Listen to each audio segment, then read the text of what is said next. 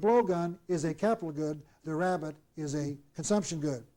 As soon as that aborigine builds the blowgun, he becomes a dreaded capitalist, because capitalism is any economic system that uses capital goods. If you were to transport yourself instantaneously to Russia, you would discover in Russia that Russia has factories, Russia has railroads, Russia has electric plants, Russia has airplanes, Air Force bases, etc. These are all capital goods. America has factories, railroads, airports, etc. The question between Russia, which is a communist country, and America, which is a capitalist country, is not who the difference between the two countries, but who owns these factors of production, these capital goods. In Russia, we are told that the government owns these goods, and in America, the free enterprise system, individuals own these. So the question between Russia, the communist, and America, the capitalist, is not whether one's a communist country and one's a capitalist country.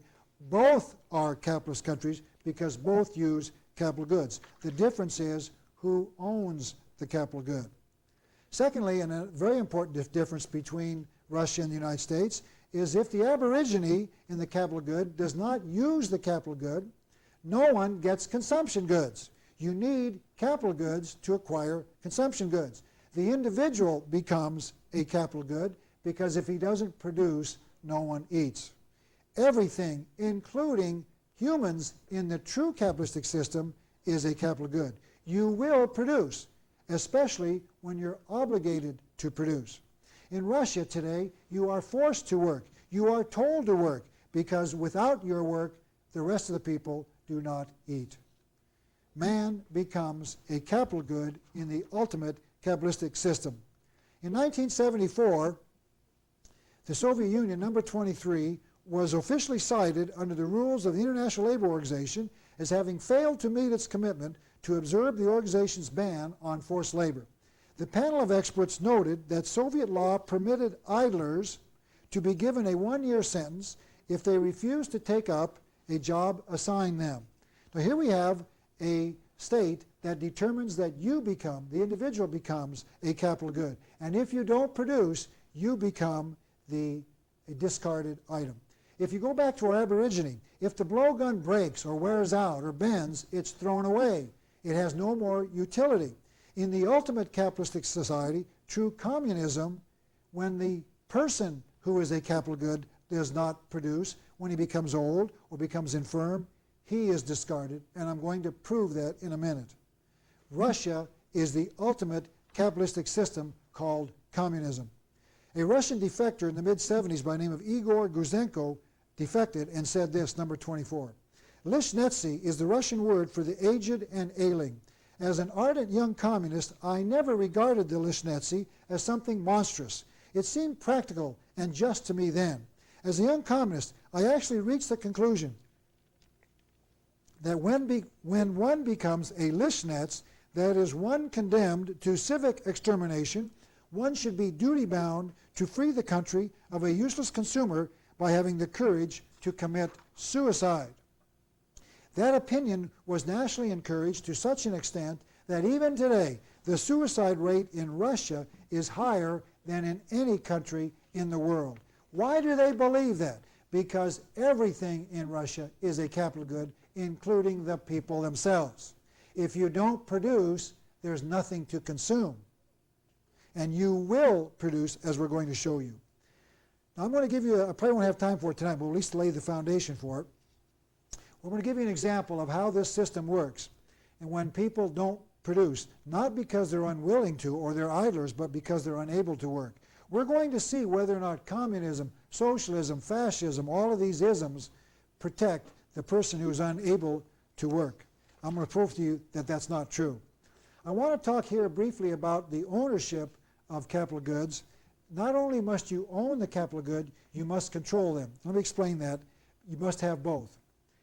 A friend of mine owns a $50,000 foreign car that's obviously very expensive. Now he owns the car, he pays the taxes on it, he pays the insurance, all the maintenance. Even though he owns it, he doesn't drive it, his wife does.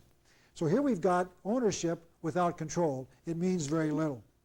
I want to talk the next session, next week, about this factor known as control as well as ownership. You must have both, and without both, then the right to private property means nothing. If you own your goods but don't control them, ownership means very little. I want to urge you to perhaps get into this some more of this next week in my book called The Unseen Hand. We'll continue researching this, and we'll continue examining some of these concepts next week. Thank you very much.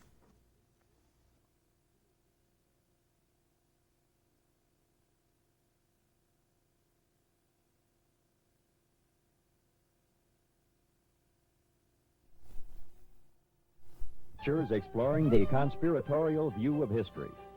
It is the contention of historian Ralph Epperson that wars, revolutions, and depressions are planned years in advance, and that those who have been involved in the planning of these events have been ensuring that their involvement has been removed from recorded history. It will be Ralph Epperson's purpose to discuss the major events of the past and to remove the veil that has been utilized to cover up the secrets of history. Welcome to Secrets of History. My name is Ralph Epperson, and I'm the host of this series. Secrets of History is a 24-week lecture series which will explore the conspiratorial view of history. I've been studying the historical view that holds that the major events of the past have been caused intentionally. About 2 years ago, I published my book entitled The Unseen Hand. I've subtitled my book An Introduction to the Conspiratorial View of History. I published it in 1985. Tonight's session is number 4 in the series, and tonight we're going to discuss continue our discussion of the right to private property and the various forms of economic systems around the world. I'd like to start by talking about the ownership and control of the capital goods. Last week, you might recall, we discussed or defined the term capital good as meaning a good that helps you acquire consumption goods. So we're going to talk tonight about the ownership and control of these capital goods. Now, we must have both to be effective. Not only must you own your capital goods, you must control them. I have a friend of mine that owns a $50,000 Mercedes. Now, he owns the car, pays the insurance on it, and maintains it, but he never drives it because it's driven by his wife. So she actually drives it, she controls it, but he owns it. So ownership without control means nothing. He drives an old beat-up sports car, and she drives the Mercedes. So not only must you own it, you must control it. Without control, ownership means nothing. We're going to examine the various economic forms in the world today. I'd like to start, first of all, with the free enterprise system, number 25. Under the free enterprise system, the capital goods are owned by individuals and controlled by individuals. That's the free enterprise system, owned and controlled by individuals. The second economic system is called socialism, number 26. Under socialism, the capital goods are owned by the state and controlled by the state. That's called socialism. The third economic system I'd like to discuss is called communism, number 27. Under communism, the capital goods are owned by monopolies and controlled by monopolies. Owned by monopolies and controlled by monopolies. Communism. I'm going to prove that to you a little later in this series to show you that communism, what we have been taught about it, is a fraud and a hoax. Under communism, the capital goods are owned and controlled by legal monopolies. Now, between the steps known as socialism and the free enterprise system, there's a step in between, number 28. Under this system, the capital goods are owned by the individuals, but controlled by the state. The capital goods are owned by individuals, but controlled by the state, and that system is called fascism. Now, we've been told that fascism is something else, but simply, fascism is an economic system where you own your capital good, but the state controls it. In the past, we've defined the word oligarchy as a rule by the few. Now I want you to add the word fascism to your vocabulary. We don't talk much about oligarchies. We don't talk much about the true nature of fascism. Fascism, where the capital goods are owned by individuals but controlled by the state. What system does America have today? Politically, America is an oligarchy. Economically, America is a fascist economy.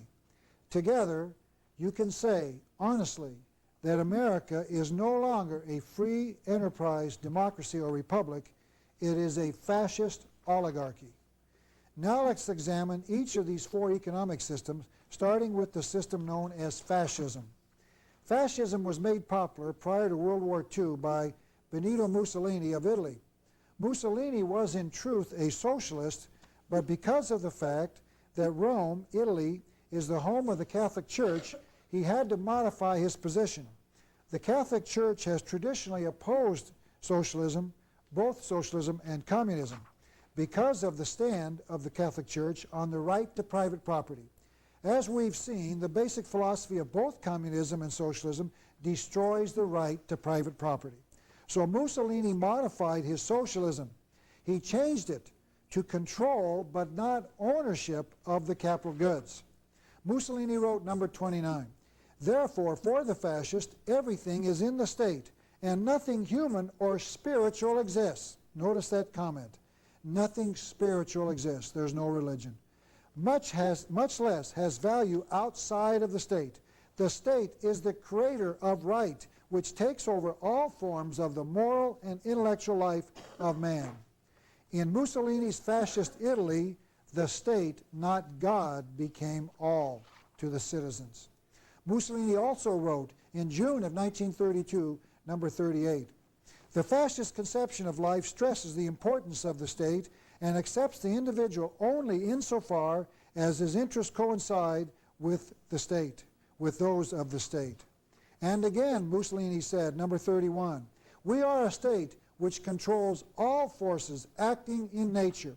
We control political forces, moral forces." Notice, we in a fascist state control moral forces, meaning religion, and economic forces. I represent the moral and spiritual strength of the state. Fascism under Mussolini made man into God. In the Italian Charter of Labor, issued in April of 1927, this statement was made. Number 32, "Work in all of its forms is a social duty," unquote. What if you are not able to work? What if you are G, that we covered about a couple of weeks ago in my little 7-man on the island example? G was unable to work. Mussolini continued, number 33. Fascism, Italian fascism, appeared in 1919. Who benefited? This is the answer to that question. The property classes abetted its growth. Mussolini conferred favors on those already entrenched in positions of economic power and influence. Notice, who benefited the most by fascism? The very wealthy. Over and over again in this series, we're going to prove to you that the wealthy are the ones behind fascism, socialism, and communism. We're being lied to over and over again about the nature of these isms. The very wealthy own them. The very wealthy were the ones that provided for Mr. Mussolini. According to Professor Anthony Sutton, who researched both Nazism and fascism, the wealthy financed both Mussolini's fascist Italy and Hitler's socialist Germany. If you want to confirm that statement, and we're going to cover it further in this class, in this series a little later, probably in about week number 10 or something, may I suggest that you read these two books. This is the first, written by Anthony Sutton, called Wall Street and FDR. I want to apologize once again for the condition of the books. It's kind of beat up, but that shows you that I've read these books. Wall Street and FDR by Anthony Sutton. And the second book written by Anthony Sutton that talks about Hitler and how Wall Street financed him is this book called Wall Street and the Rise of Hitler. Sutton shows how Hitler was financed by the very wealthy, just as were Mussolini. Both books are amply documented to prove his point. The wealthy are behind all of these isms called socialism, fascism, or communism. Next, I'd like to briefly discuss socialism. George Bernard Shaw wrote this in his book entitled An Intelligent Woman's Guide to Socialism, number 34. George Bernard Shaw said, I also made it quite clear that socialism means equality of income or nothing, and that under socialism you would not be allowed to be poor.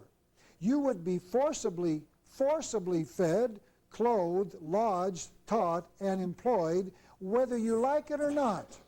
If it were discovered that you had not the character and industry enough to be worth all this trouble, you might be executed in a kindly manner. But whilst you were permitted, notice, while you were permitted to live, you would have to live well. That is socialism. Does socialism provide for G, the person who's unable to work? No. Those who are unable to work will be executed in a, quote, kindly manner, unquote. Isn't that nice? As long as they do it kindly, I guess it's okay. Socialism does not care about G. What if G is unwilling to work under socialism? Shaw went on, number 35. Compulsory labor with death as the final penalty is the keystone of socialism. Compulsory labor. You will work. The only way to avoid it is death, according to George Bernard Shaw. Karl Kautsky, to this day the leading theoretician of socialism, wrote this in 1892, number 36. Socialist production is not compatible with liberty of work. That is to say, with the worker's freedom to work when or how he likes. In a socialist society, all the means of production will be concentrated in the hands of the state, and the latter will be the only employer. There will be no choice. Let me give you some proof of that last statement about being force and being no other choice other than the state. Number 37. After September of 1939, no German worker, this by the way is under Nazi Germany, socialist Germany, no German worker could change his job without obtaining permission, while if he absented himself from work without proper excuse, he was liable to imprisonment. The function of government is to provide you with a job and then make sure you work, isn't it, under socialism? John Kenneth Galbraith, one of the world's most visible economists, wrote this, number 38. It became a function of government to regulate the overall or aggregate relationships between all buyers and all sellers. I'd like to ask Mr. Galbraith, who asked the people whether that was the function of government? Galbraith didn't say, but I'd guess that no one asked the people. They're not supposed to. Now, how many of you viewers, and of course you can't answer this, at least I can't hear you, how many of you call yourself liberals? It's your turn to get insulted, as I told you in the very beginning of this series. We're going to insult the liberals now, but I'm not going to do it. We're going to let someone else do it. This is Norman Thomas, who joined the Socialist Party in 1913. He was their presidential candidate in every national election from 1928 through 1948. In other words, this man was a socialist, a dyed-in-the-wool socialist. He believed in the philosophy. He laid down the strategy of the socialists in this quote, number 39. Norman Thomas wrote, "The American people will never knowingly adopt socialism, but under the name of, liberals, get ready, under the name of liberalism, we the people will adopt every fragment of the socialist program until one day America will be a socialist nation without knowing how it happened." According to the socialists, liberalism is the step between republicanism and socialism. Wake up, liberals, get busy. Norman Thomas, in a pamphlet called Democratic Socialism, continued, number 40. Here in America, more members once praised or denounced as socialist have been adopted than once I should have thought possible short of a socialist victory at the polls. The liberals have been giving us socialism, and that has pleased the socialists. But who has been giving us socialism? That's an interesting question. I'm going to try to answer it. Norman Thomas went on to answer that question, number 41. The United States is making greater strides towards socialism under Eisenhower than even under Roosevelt. Wait a minute, Ralph. President Dwight Eisenhower was not a socialist. You can say that, can't you? But the socialists know that Eisenhower was a socialist. We have been voting conservative in America for 200 years and getting socialism, haven't we? We vote for people like Eisenhower, and we believe he's conservative, and he's not. Another historian identified the game plan in the United States. Arthur Schlesinger Jr. said that America would get socialism through gradual means, one step at a time, as we're going to see. Mr. Schlesinger wrote, number 42, if socialism is to preserve democracy, I don't know why it has to, but that's what it says, it must be brought about step by step in a way which will not disrupt the fabric of custom, law, and mutual confidence. There seems no inherent obstacle in the gradual advance of socialism in the United States through a series of new deals. In other words, we're going to get more and more government control of the capital goods, and it's all been according to a plan, according to Schlesinger. We've been getting new deals, fair deals, and raw deals, haven't we? Both Republicans and Democrats are concealed socialists. Now, the definition of communism, we're going to discuss that now, that I'm going to give you in a few minutes, is what we've been told communism is. It's the official definition. But as we're going to see later, this definition of communism is not true.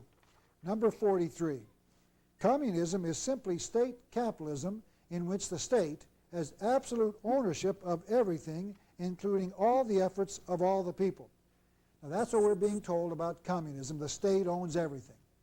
But even according to that definition, notice one interesting thing.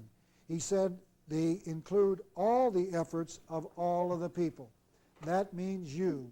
We become a capital good under communism. Karl Marx, the so-called father of communism, wrote this, number 44. From each according to his ability, to each according to his needs. This is the basic philosophy of communism. Government exists to take from one to give to another, because we are told that G is unable to work. Now we're going to see later that Marx did not care for the poor at all. He knew communism was a fraud and a hoax. Communism does not care for G either. I'd like to read part of the Russian Constitution, and here it is. A little document there called the Constitution, Fundamental Law of the Union of Soviet Socialist Republics. We're going to see how communism takes care of those unable to work. Number 45. The USSR Constitution reads in part, Article 12, number 45. In the USSR, work is a duty and a matter of honor for every able-bodied citizen, in accordance with the principle, he who does not work shall not eat.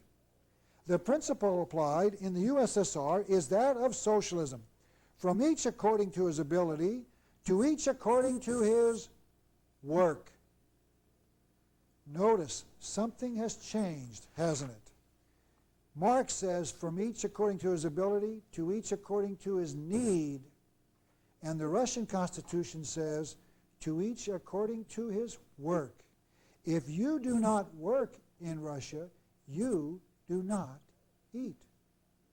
If you do not work, you become a lishnets. You might recall we talked about that. That's a person unable or unwilling to work. And if you become a lishnets, you become, quote, subject to civic extermination, unquote. Does communism care for G, the person unwilling to work, unable to work?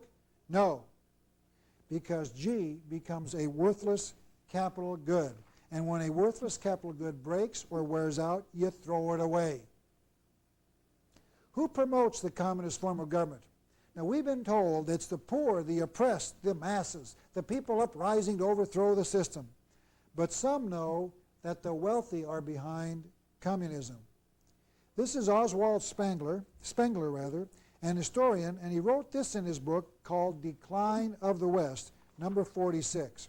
Spengler wrote, there is no proletarian, meaning a worker, not even a communist movement, that has not operated in the interest of money, in the direction indicated by money and for the time being permitted by money, and that without the idealist amongst its leaders having the slightest suspicion of the fact. In other words, communism is controlled by the wealthy, and the people who love communism don't know that. They think they're being opposed to the wealthy, and the wealthy are playing the game. They're paying for it.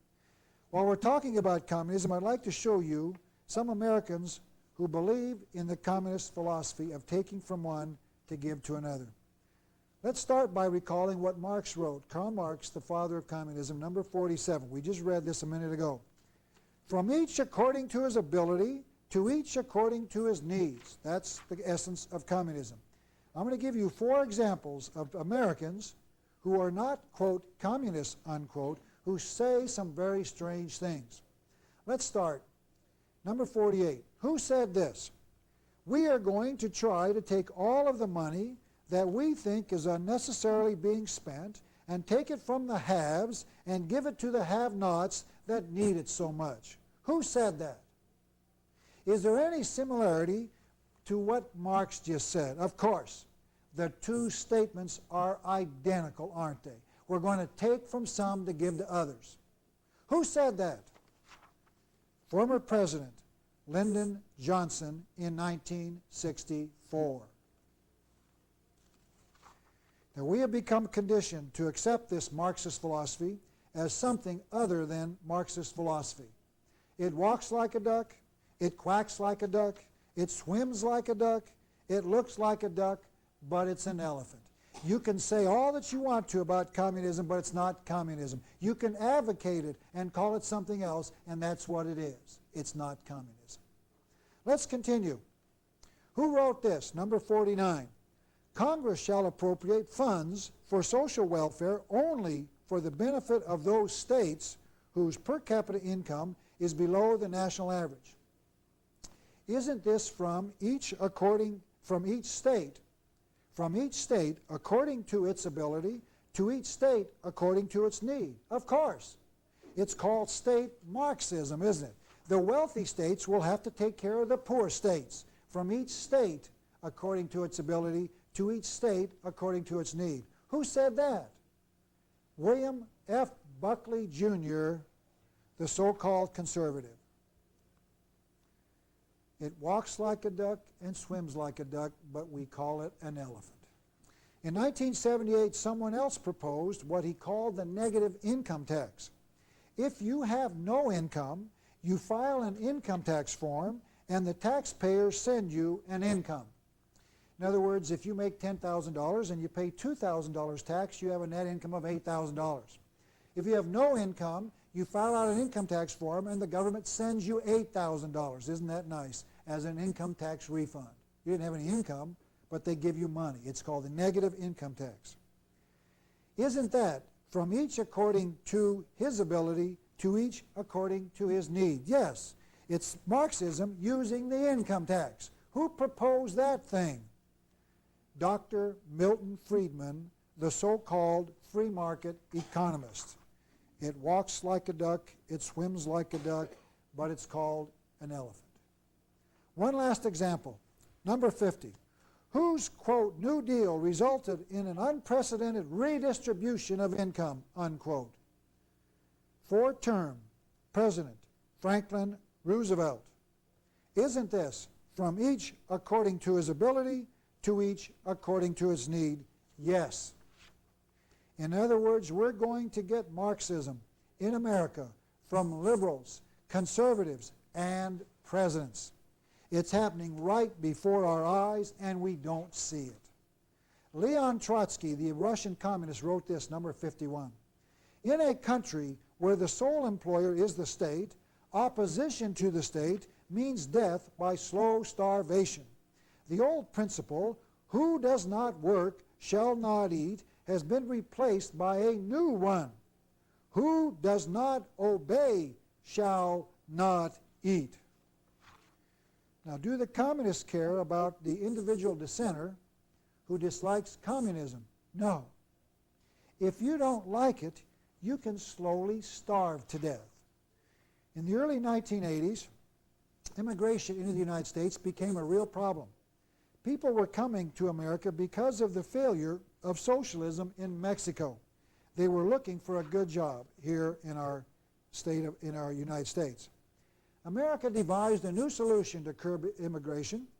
Rather than close the border, our government decided to make it difficult for the immigrant by requiring that all Americans obtain a work card before they applied for a job. If you don't have a work card, you don't get a job. The first I heard of this proposal was with this article that appeared on June the 28th, 1980 in my local newspaper here in Tucson. It said that Attorney General Benjamin Civiletti said yesterday that he favored requiring Americans and aliens in this country to carry a work card in order to apply for a job. The next I heard was on March the 25th, 1981, when our papers printed this article. It said that DeConcini, by the way, DeConcini is our Senator Dennis DeConcini from my home state of Arizona. DeConcini was not averse to a national worker ID to curb the alien influx. DeConcini was not opposed, is what the article said.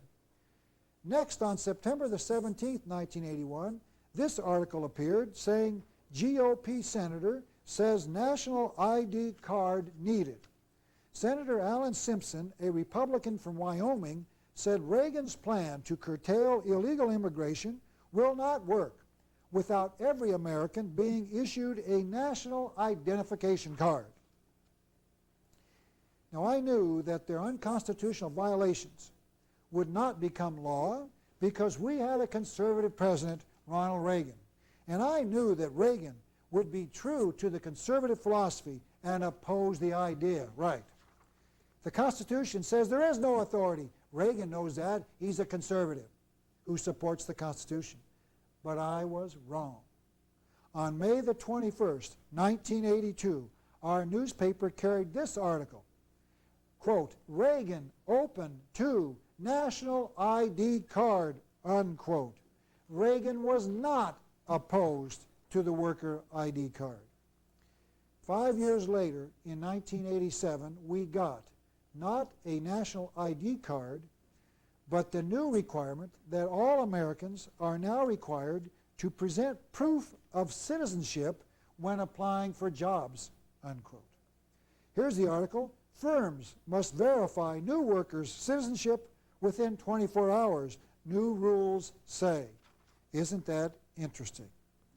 I ask you, where in the Constitution did our founding fathers give Congress the authority to require that Americans have to have a work card to get a job?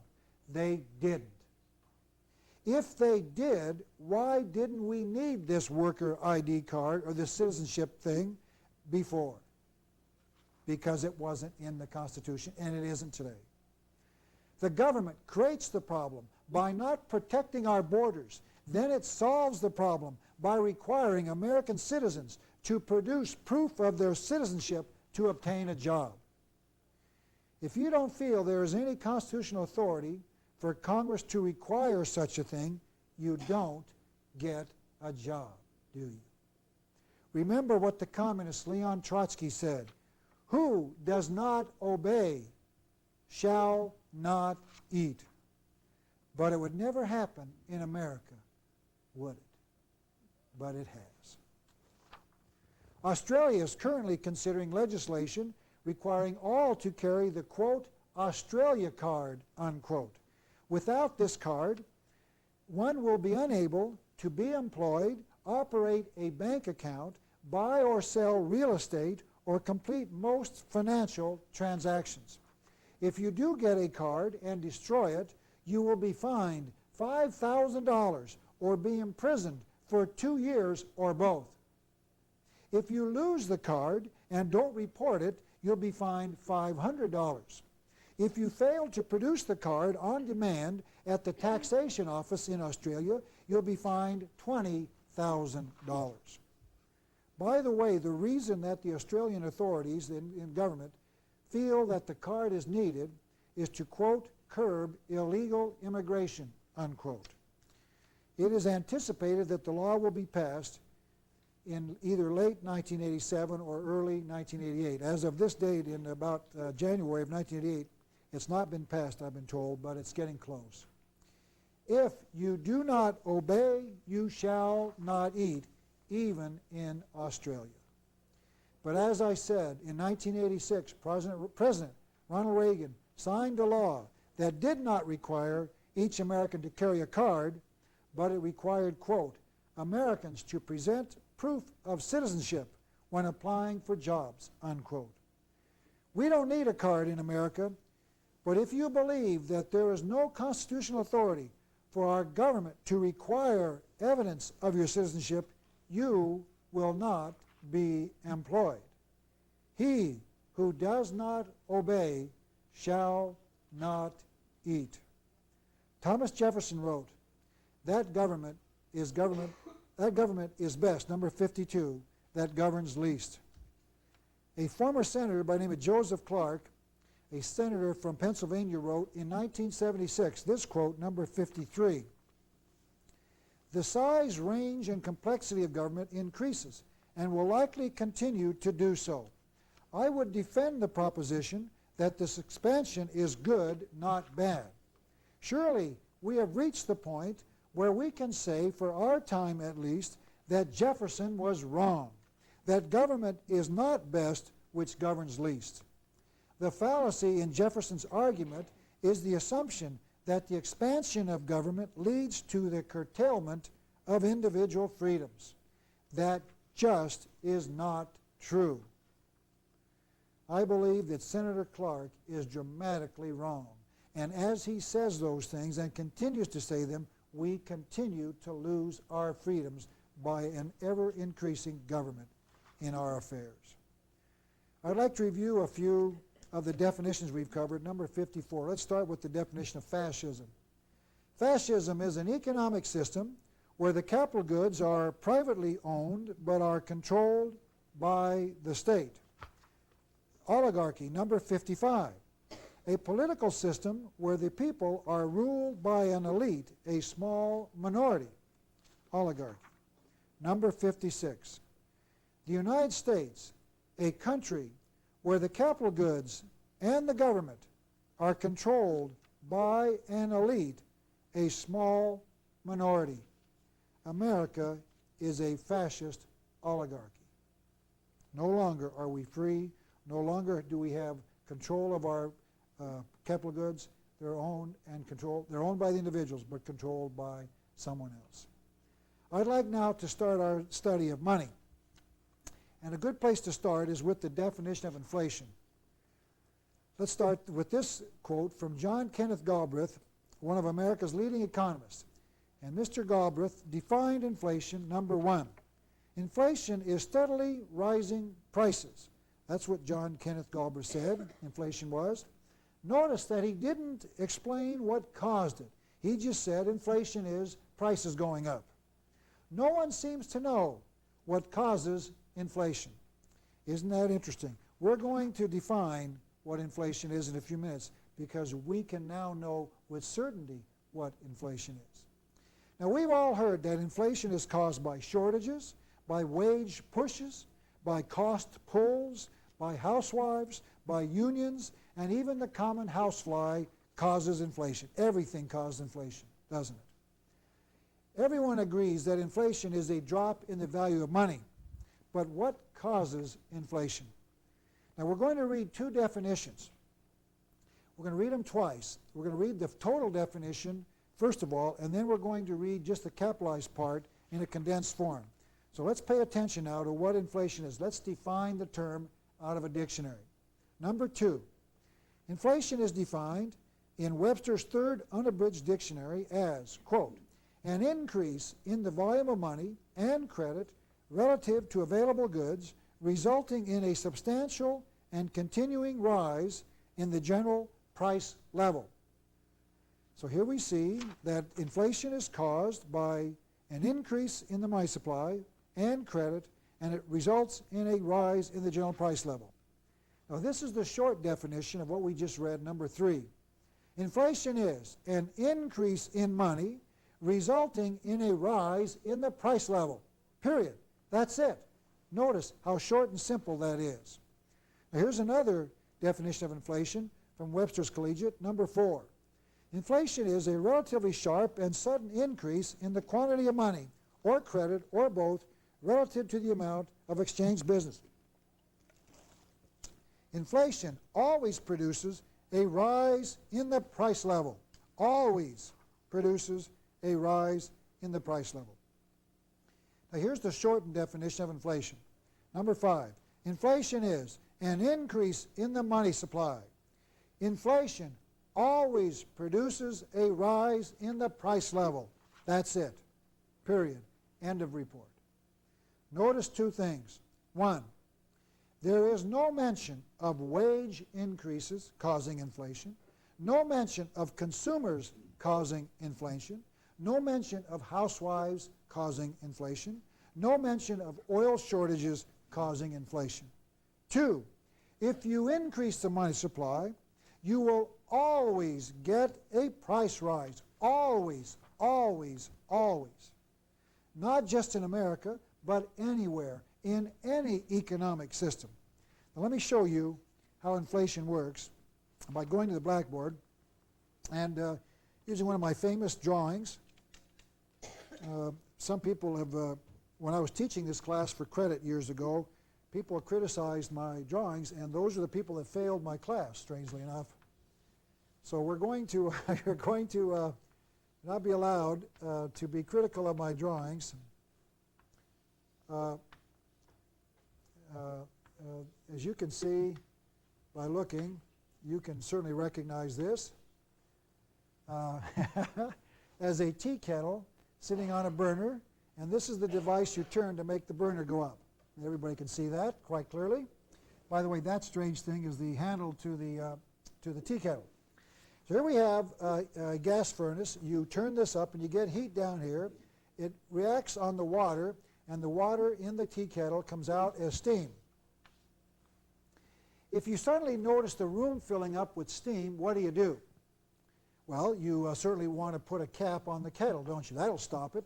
Then you don't have to worry about the steam anymore. What happens when you put a cap on the kettle without turning the heat down? It'll explode. Notice, you're only affecting the effect, not the cause of the steam. If you want to stop the steam into the air, you turn the heat down.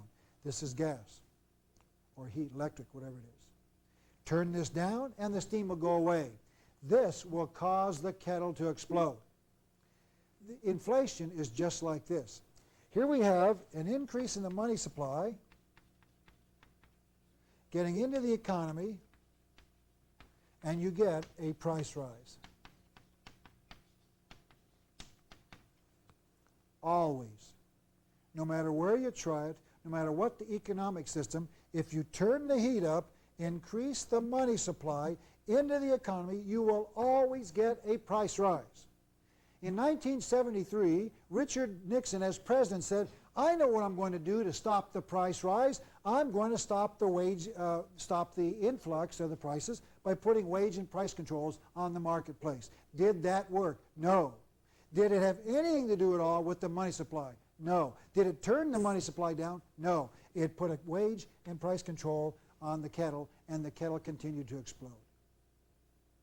Wage and price controls have never worked. Never. The oldest known laws of man are wage and price controls. 6,000 years old. Hammurabi, Egyptian, I believe, or Phoenician. He said, the way to stop the price rise in the economy is to put wage and price controls on. You can't charge anymore. You can't raise your wages.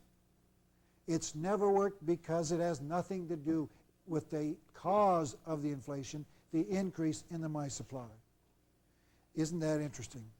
Number 6, let's summarize. Inflation has a cause. It is an increase in the money supply, period, end of report. It has an effect, the rise in the prices.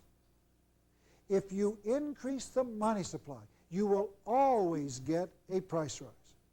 I'd like to show you why a money increase raises the costs of goods. Once again, I'm going to use one of my simple but brilliant illustrations of what causes inflation.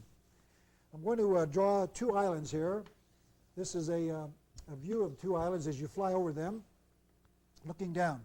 Now this is Island A, and this is Island B, and they're separated by pure coincidence by a fog bank so that A cannot see B, just for the sake of argument. Now let's say on Island A they use seashells as their money supply, and there are only 10,000 seashells, and there's just enough found to replace those that are broken. There is no increase in the money supply on Island A. Now, Island A will have relatively stable prices. There might be a short-term increase because maybe the chickens start dying or they produce too many or something. Prices might go up temporarily. But overall, there is no major price rise because the quantity of money stays the same. Let's say one day that the fog bank lifts and suddenly the people on, in fact, let's just say one individual, let's call him individual number 1 here, looks across the ocean and sees Island B and says, my goodness, where'd that come from? I'm going to go find out what that is. And he gets in his canoe and rows over to Island B, one man.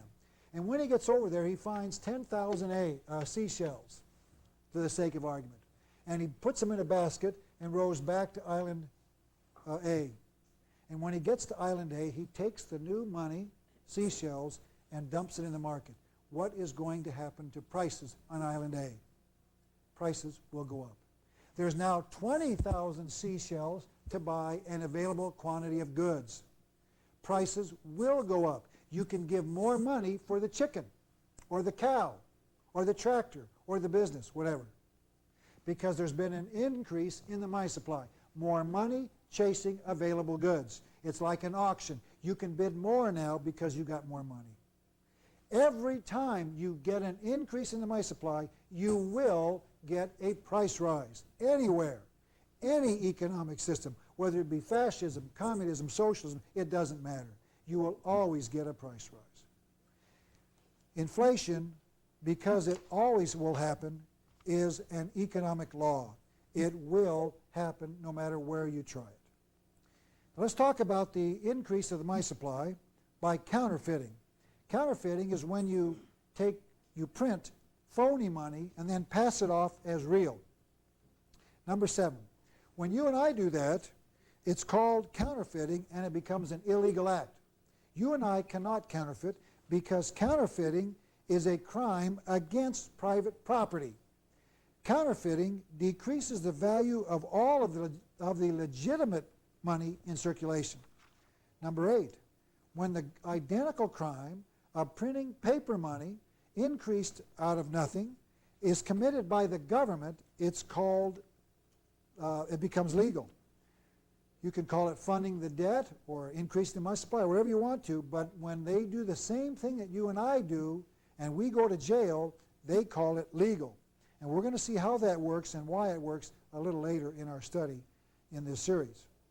John Maynard Keynes has been called the world's most important economist, and here's a picture of him. Today, his theories are used to teach everything causes inflation. In other words, no matter what you do, you'll cause inflation. If you raise wages, or you increase the cost push, or the cost pull, or the wage pull, all these phrases, you'll get inflation. Everything causes inflation except an increase in the money supply. However, in 1920, before Keynes changed his mind, he wrote the truth about inflation in a book that he called The Economic Consequences of the Peace. In that book, Mr. Keynes wrote a 6-sentence paragraph that identified the cause of inflation. And we're going to analyze that paragraph one sentence at a time. Let's start now with number 9. John Maynard Keynes, the world's most important economist, wrote this. Lenin is the communist from Russia, the Russian communist. Lenin is said to have declared that the best way to destroy the capitalistic system was to debauch the currency. Lenin was the Russian communist revolutionary. We're going to cover him more in detail when we study the Russian Revolution. So here we see that the purpose of inflation is to destroy capitalism. It's the best way to destroy the capitalistic system. You debauch the currency. Keynes continued, number 9. By a continuing process of inflation, governments can confiscate secretly and unobserved an important part of the wealth of their citizens. Who causes inflation, according to Keynes and Lenin? Governments. Notice the two words are side by side. By a continuing process of inflation, governments can confiscate. Notice, governments steal wealth by inflation, don't they? Keynes continued, number 11.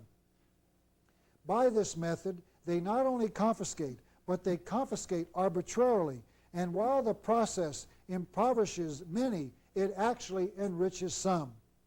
Some people benefit by inflation, and some people lose by inflation. Those who benefit make money, profits. Who are those who benefit? Those who know in advance when the money supply is going to be increased. Keynes continued, number 12. Lenin the communist was certainly right, unquote. Here, John Maynard Keynes agrees with the communist. Inflation will destroy capitalism. Let's continue once again with Keynes's six-sentence paragraph. Number 13. There is no subtler, no surer means of overturning the existing basis of society than to debauch the currency. So the secondary reason of inflation is to destroy society and to replace the old society with communism, just like Lenin intended. And this is the last sentence from John Maynard Keynes in that little paragraph out of his book, The Economic Consequences of the Peace, number 14. The process engages all of the hidden forces of economic law on the side of destruction and does it in a manner which one man in a million is able to diagnose. Now this is an interesting summary, isn't it? He says it is an economic law. It will happen. When you have a law, it will happen every time, no matter where you try it. If you increase the money supply, you will get a price rise. It's called an economic law. You can count on it, bet on it, rely on it. And then he goes on to say, it does this thing called inflation, in a manner which one man in a million is able to diagnose. Why? Why are the average citizens of a nation being destroyed by capitalism unable to diagnose the cause?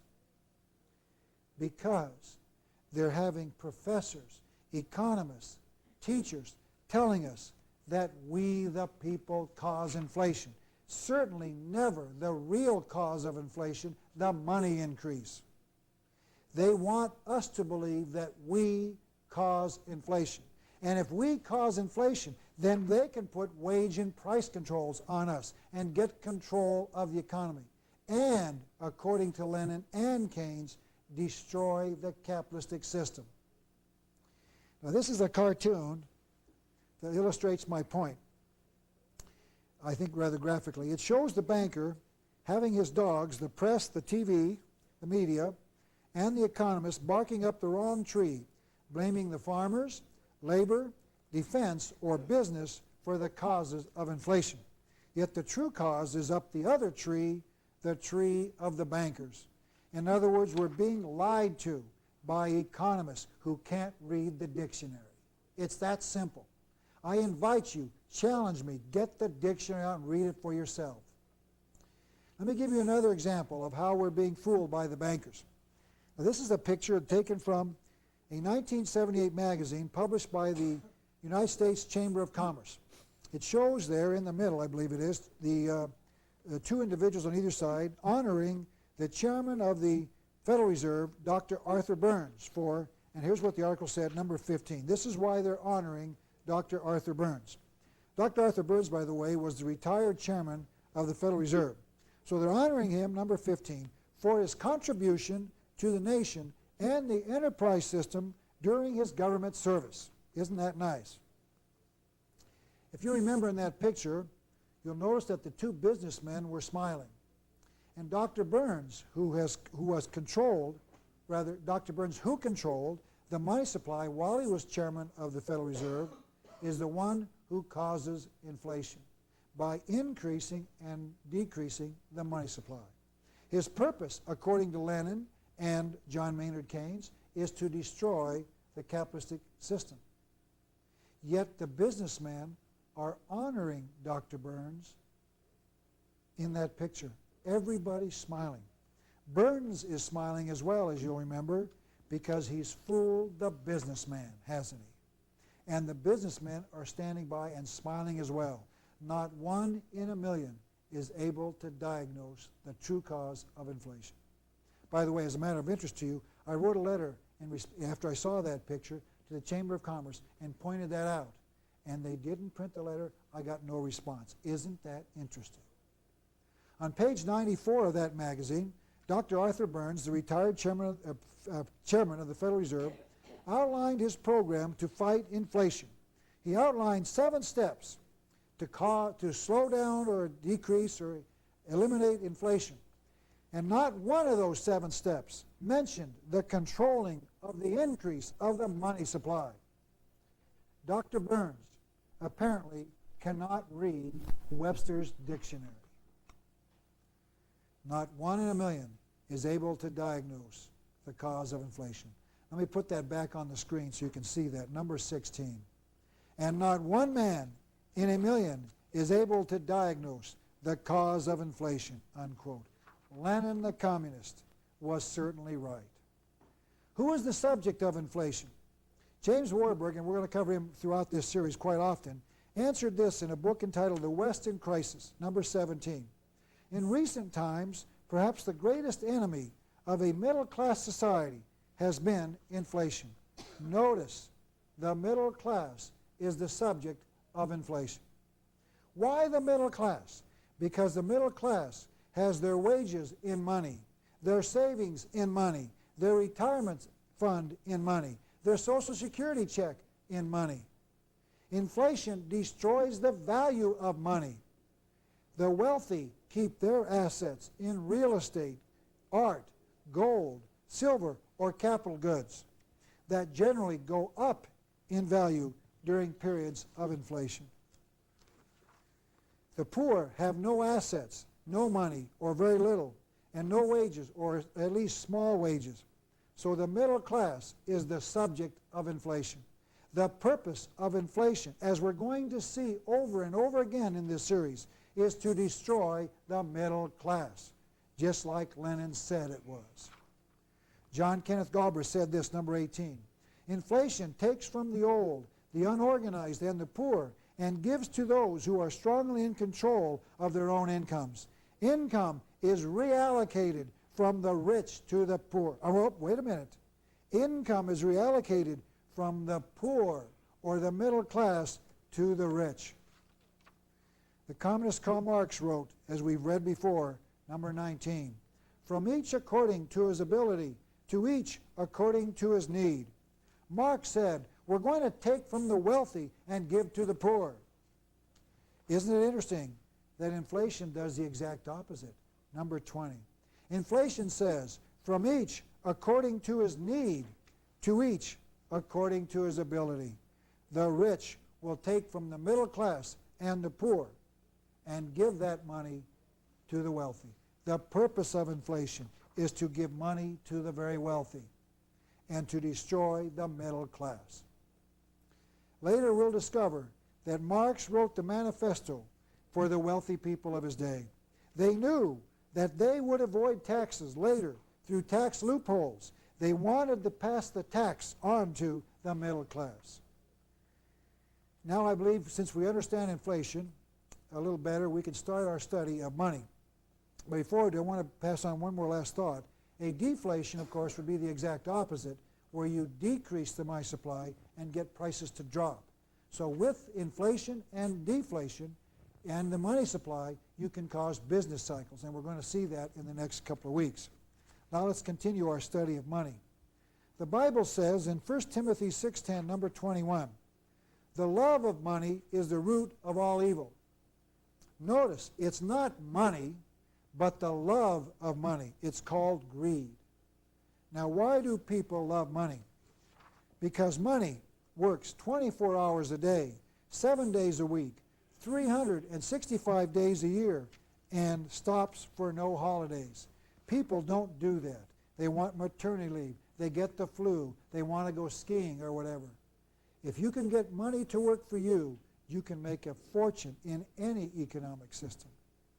Money is defined as number 22. Anything that people will accept in exchange for goods or services in a belief that they may in turn exchange it now or later for other goods or services. What is the goal of the honest money managers? It is to have money keep a constant value. That is the purpose. Let's talk briefly about how money works, and then we'll later on we'll get into the gold standard, etc. But let's go back to a basic understanding of our 7 men on the island that we covered a couple of weeks ago. When one man is on an island, he need not worry about money because he's self-sufficient. That which he produces, he consumes. When you get 2 men or more, you start to specialize. Some people work in the winter and some work in the summer. Some work when there is no time and no season for it, and they store their goods for when they are not working.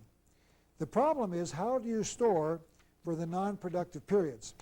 Most people have accepted the fact throughout history, and most nations have accepted the fact that gold has become the store of wealth.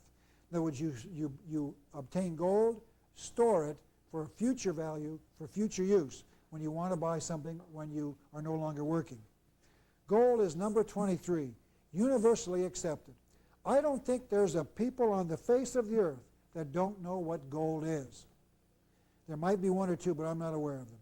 2, gold is malleable, which means you can take a small amount of gold, make it into small little coins, and then carry small amounts of highly precious metals. But the key to gold is not that it's universally accepted or malleable, but that it is, number 24, scarce. Gold has a limited quantity. There is only so much gold in the entire world. Because it is scarce, the more you find, the less there is to find. The less there is to find, the less there is to use as money. The more you find, the more difficult it becomes to locate the next ounce. Gold collecting changed the golden rule that we talked about a couple of weeks ago. Do unto others as you would have them do unto you. The new golden rule is number 25. Them as has the gold rules. Gold collecting became the scheme of man. Now next week, we're going to continue our study of money, our study of gold. We're going to get into the gold standard to find out why it is the preferable system, the preferable way to back your money using gold, a constant value. And that should be why you would want gold as your money standard. You want to keep the constant value. Why gold is superior to the paper standard. We're going to examine that next week. Now we're also going to examine the 3 ways that you inflate the gold standard. We're going to get into those and see how very cleverly they've used those 3 methods even here in America today. We're going to show how the money that we're carrying today, the Federal Reserve notes, are unconstitutional. They are not money. They might serve as money, but they're not money. We're going to get into that study next week to show you just how we lost the gold standard in America. We're also going to discuss why we got off the gold standard in 1933. President Franklin Roosevelt called in the gold that was the backing for our money in 1933, had no authority to do it. But we, the American people, turned in our gold. We're going to examine that next week.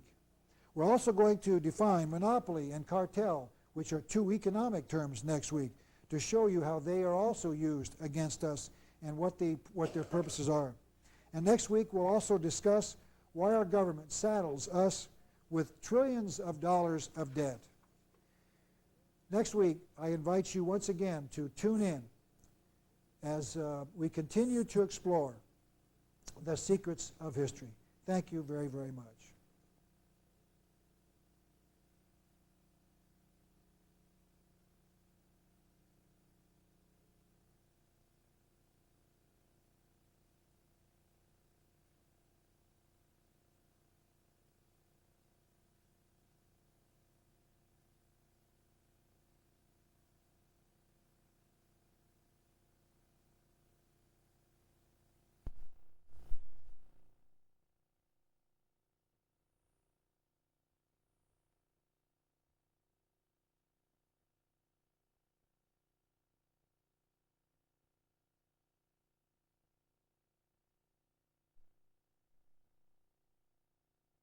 It is the contention of historian Ralph Epperson that wars, revolutions, and depressions are planned years in advance, and that those who have been involved in the planning of these events have been ensuring that their involvement has been removed from recorded history.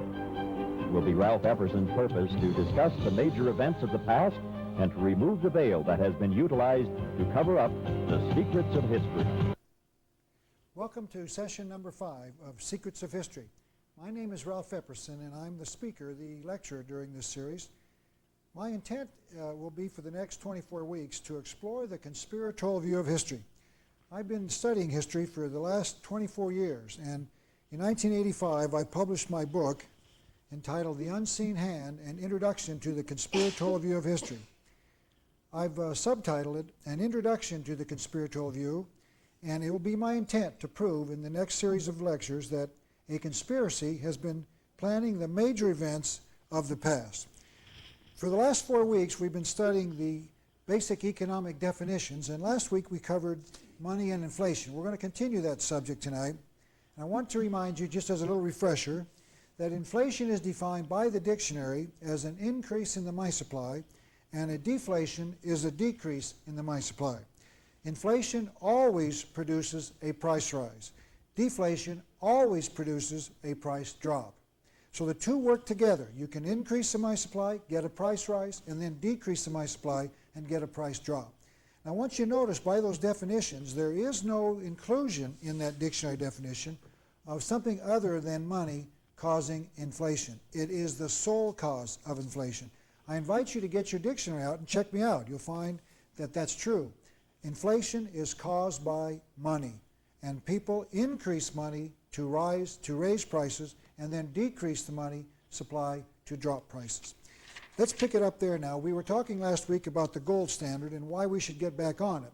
We were talking about the value of gold as money. Because gold is scarce, people realize that it has a very important value. And people universally have used gold as the hard money behind their money. There's the hard metal behind their money. Man noticed that gold was hard work. Discovering gold was hard work. Mining is very difficult. So man looked for ways to make money under a gold standard. In other words, if gold is your money, how do you still make money under the gold standard without working? There are 3 ways to inflate the gold standard. Now, once again, let's say the gold standard is having gold as the backing for your money. There are 3 ways to inflate, meaning increase the quantity of money under a gold standard. We're going to cover them one at a time. Number 26, the first way to do it is to increase the number of gold receipts. Let me show you how this works. Let's just say, for instance, that in our little example, that a farmer wants to buy a tractor, let's see, it's the small wheels in the front, big wheels in the back, and I guess we should put the seat right here, and this is the steering wheel.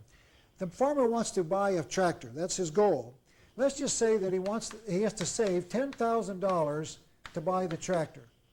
Now he doesn't earn that all at once, so he has to save it. And let's say that he saves $1,000 a month in gold.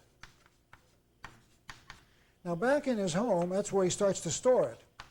He decides that since he needs to save his gold for the tractor, he starts to hoard his gold, stores it in the corner of the building.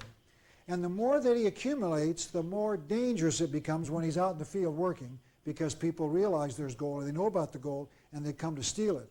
So the farmer looked for ways to store his gold until he could save enough to put it towards the purchase of a tractor.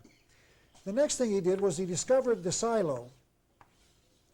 This is my drawing of a corn silo. The next step was the man decided that since he wasn't going to be able, the farmer wouldn't be able to guard his gold, they needed to store it someplace, and he went to the place where people were used to storing goods, and that was a silo, a warehouseman.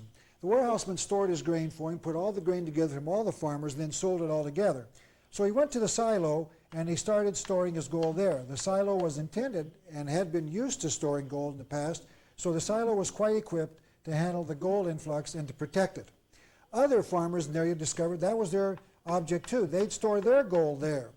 Now, when the farmer brought his gold into the silo, the warehouseman would give him a receipt, a gold receipt. It's just a piece of paper saying that they're certified that there is on deposit with the silo, the warehouseman, at the silo with the warehouseman, let's just say 10 ounces of gold worth $1,000. It's a piece of paper. It's a gold receipt. It would also say something like it's redeemable anytime the man wants his gold. The farmer can take the receipt in to the warehouse and get his gold by transferring. The farmer would give him the paper, and the silo, the warehouseman, would give him the gold. This became ultimately our money. This is not the money, but it represents money. It's a gold standard, but there's a certain amount of paper out for every ounce of gold. Let's just say that 10 ounces of gold gets him $10 in, or $1,000 in gold. So he's got or say 10 gold receipts for $1,000 worth of gold. Try to make it simple. Now, as the warehouseman started collecting the gold from the neighborhood, he noticed that not very often did the gold go out in a receipt. It came in and stayed and then went out very slowly. And let's just say that he figured out that 20% of the gold went out and 80% stayed there. He might be up or down, plus or minus 20%, but the gold never went at the same time. Now we got the problem. Let's just take the next step, and let's just say that the warehouseman becomes crooked. Let's say that he wants to buy an A-frame on the mountain someplace. Obviously, an A-frame is drawn with the letter A, so he decides he wants an A-frame. So now, he doesn't have any money because he doesn't save gold. He stores it, warehouses. He doesn't have any. So he says, I know what I'll do. Let's just say that there's 1,000 gold receipts out, and let's just say there's we'll make it 100 or 1,000 ounces of gold. Let's make it simple. I'm trying to keep it simple. Let's just say there's a gold receipt for every ounce of gold. She says, I know what I'll do. Since the gold doesn't change, the quantity stays the same, I know what I'll do. I'll just issue, say, another 1,000 gold receipts. No one's going to know. The gold comes in, it goes out, 80% stays there. I'll issue 1,000, and then I'll own the A-frame. So he does that. It works. He issues goes to the contractor, says, I want an A-frame built. Here's $1,000 worth of gold receipts. So the contractor takes it. Nothing changes in the warehouse, but there's now $2,000 worth of gold, or 2,000 claims against gold out in circulation. A slight increase in the quantity of money, and we'll get price rises. But the people don't object. Well, and especially when you have government economists saying the price rise is due to shortages or oil shortages or housewives or unions. So the next step is the warehouseman says, boy, that wasn't too bad. I got an A-frame. No one knew. I know what I'll do. I'll buy a new Cadillac, a new expensive car. I'll issue 5,000 gold receipts. Now we've got 7,000 out.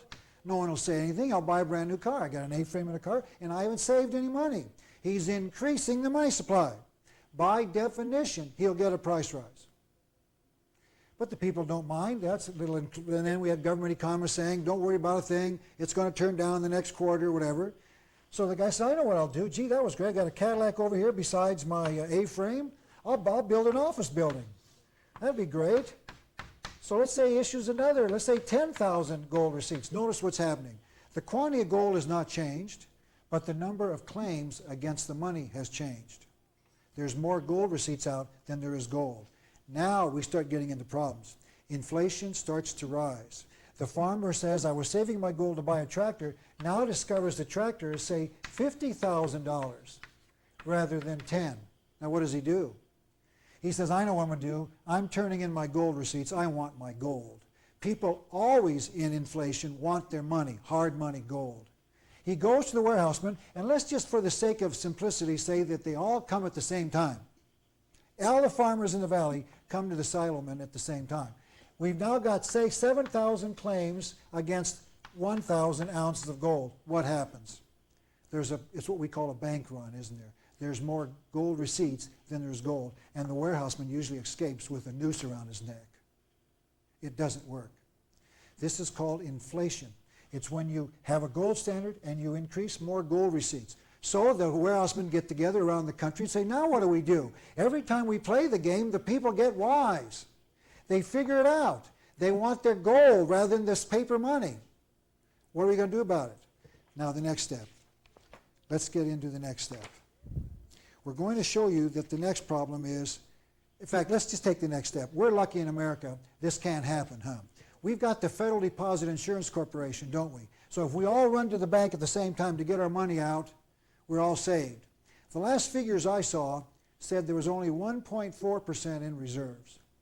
That means only $1 out of every $100 that's on deposit is in reserve. If we all go to the bank at the same time, we all go belly up. We go bankrupt. Just like back here with the gold. This system doesn't work. The warehousemen figured it out. The bankers figured it out. We can't increase the money supply by increasing paper as compared to gold. We've got to change the system. Let's take the next step. That's very visible.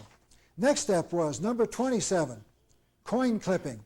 Let's say that instead of having gold receipts out, we actually mint coins. Let's say people carry the gold in little coin forms, like in nickels and dimes and quarters, etc., except it's all gold. Silver dollars, $10 gold pieces, etc. The next step is to call in all the gold by the government or the people that issue it, and they say what we'll do is we'll mint it down, we'll call it in, mint it down, and then mix it half and half with another metal. Let's say we take the gold and mix it with bronze, let's say. And now we can issue, instead of 100,000 pieces, we can now issue, say, 500,000 with the same amount of gold. This is called coin clipping. This has been tried throughout the past. In the Roman Empire, several thousands of years ago, the original coin in silver had 66 grains of silver. I don't know what a grain is, but that's just to show you in the numbers. The original coin had 66 grains of silver. About 400 years later, it had 26 grains. The other half was made of some other metal. And in 15 years later, they had coin clipped to such an extent that the silver coin had completely disappeared. The disadvantage of this system of coin clipping is, under a gold standard, is it's also very visible. People can see that they're going to get, that they end up getting, instead of gold or silver, they end up getting bronze or even plastic or something. Of course, they didn't have plastic in the Roman Empire. But you can see my point. It's called coin clipping. You take in silver, mix it with a less valuable coin, and issue more coins. That's inflation. You can do that and get away with it until the people figured out their money has no value anymore. Our founding fathers, when they wrote the Constitution, tried to avoid coin clipping. Number 28. They also tried to avoid this system of increasing the money supply against the gold standard. Number 28. The U.S. Constitution in Article 1, Section 8 says, Congress shall have power to coin money, to regulate the value thereof, and fix the standard of weights and measures. I want you to notice the very important word is to coin money. We're supposed to take our gold, gold and silver, melt it down, make small coins of it, and use that as our medium of exchange. We don't have gold and silver coin anymore, do we? Coins, gold and silver coins have disappeared. Our money was intended to be coined and not printed. The minting was to have a common value. In other words, every 1 ounce was to be worth $1, whatever it was. And so that you could see, if you had 1 ounce of gold, it was worth $1. It had a constant value. You'll notice also that our founding fathers put that coining requirement in a phrase that says that they're going to create the standards of weights and measures. The intent was to say, in America, a foot is 12 inches. It'll be a foot today, it'll be a foot tomorrow, and it'll be a foot in the future. $1 is to have the same value today as it had yesterday, and it's going to have tomorrow. That was the intent. We had gold and silver is our money. Then they issued gold certificates, and then later they got off the gold standard onto money, paper money, irredeemable.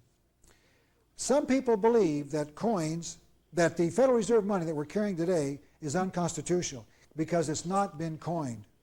Let's read Article 1, Section 10 of the Constitution to make this abundantly clear. Our founding fathers were very wise. They tried to keep a gold and silver standard as their money. Article 1, Section 10, number 29.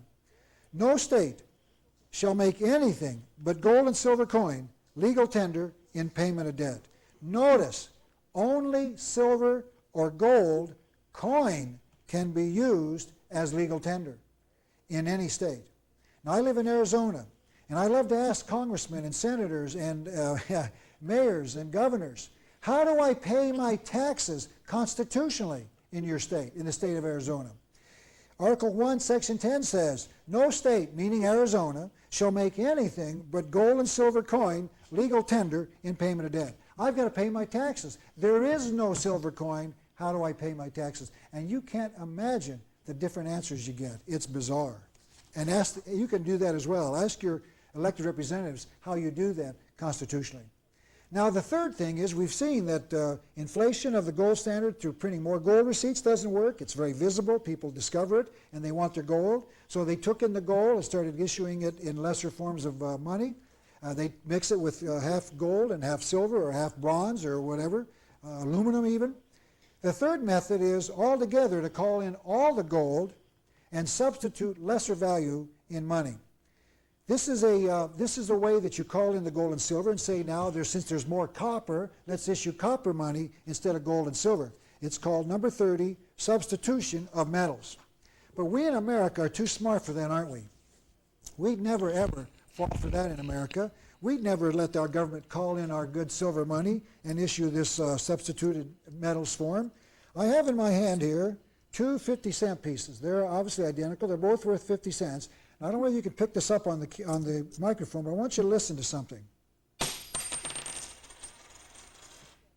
I don't know if you heard that or not.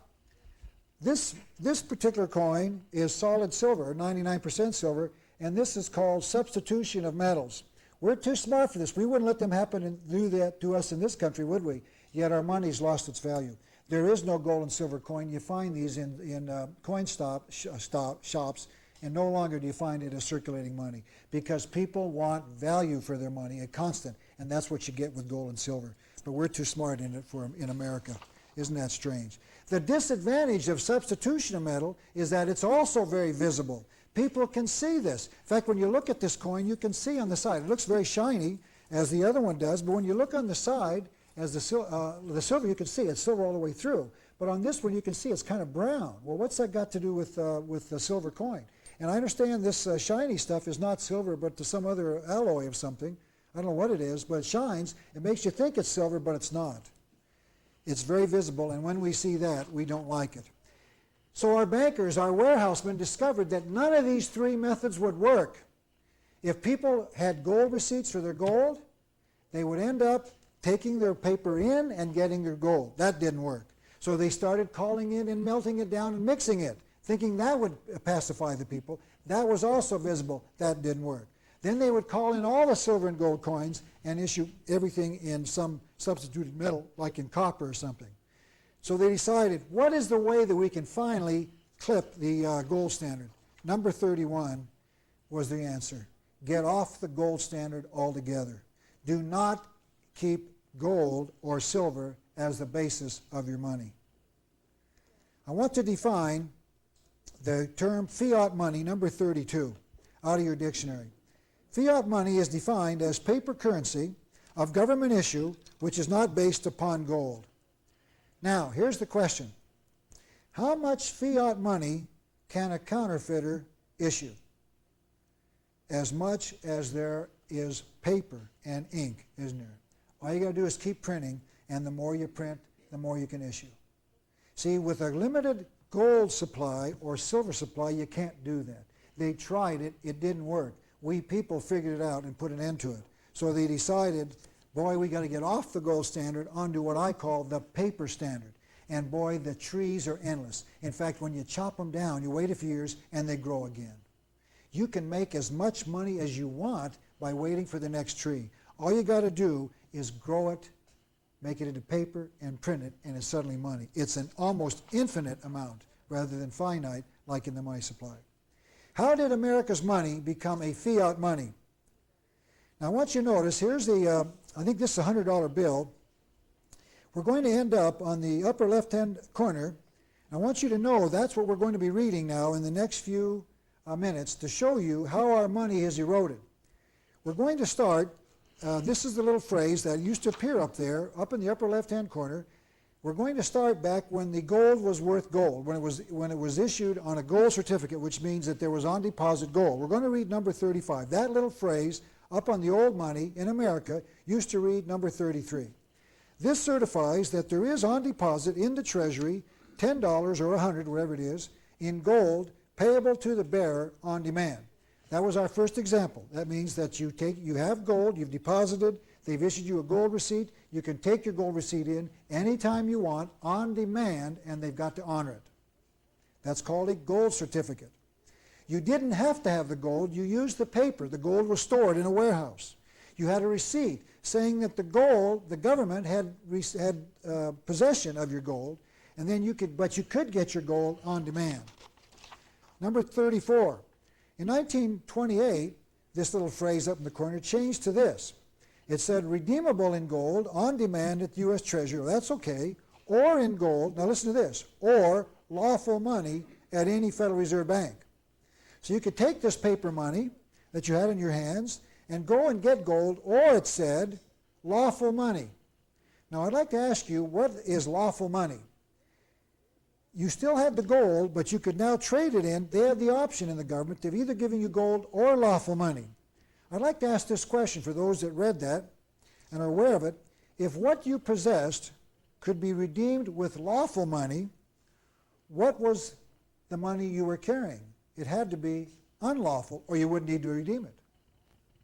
In other words, the money you're carrying is not lawful because you can redeem it in lawful money. If it was lawful, you wouldn't need to redeem it.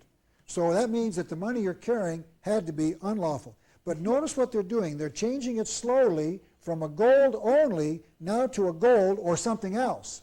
Lawful money, they called it. Now look at this, number 35. In 1934, your money said, this note is legal tender for all debts, public and private, and is redeemable in lawful money at the Treasury or any Federal Reserve Bank. What happened to our gold? You can't redeem it for gold anymore, can you? It's legal tender for all debts and is redeemable in lawful money. So now all you can get for your money is lawful money, which means the only money you're carrying is unlawful. No longer could you get gold for it. No more gold redemption. They've taken it away in 1934. We've lost our gold. And I want you to notice one more thing. It also says